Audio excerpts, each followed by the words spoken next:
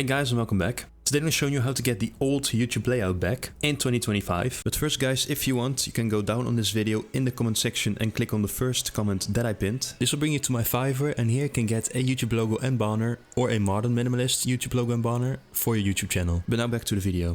Now I'm going to jump right in here. Now really all you have to do is actually just type Chrome Store here. It's obviously going to take you to the Chrome Web Store. And up here, you want to go ahead and type YouTube Redux. As you can see, you have it right here. And you then want to click here on Add to Chrome, Add Extension. As you can see, it has been added, and here it's going to give the latest updates and give you a preview of how it looks here. So then I'm actually going to go to YouTube and show you. And as you can see, I'm back on YouTube here, and I think you can immediately see the changes that have been done. An older layout, as you can see how it used to be before. Here will be your subscriptions, and obviously the layout of the videos right here.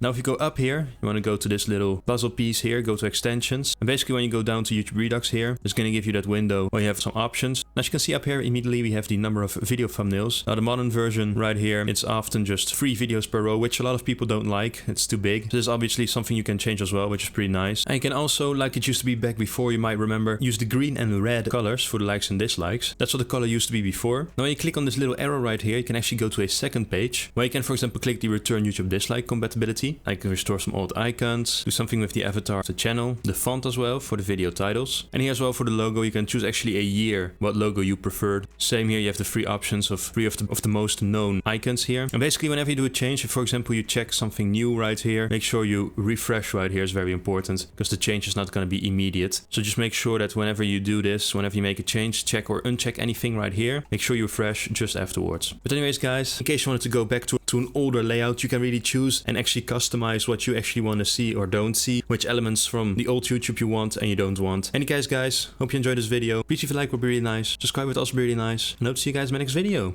Bye.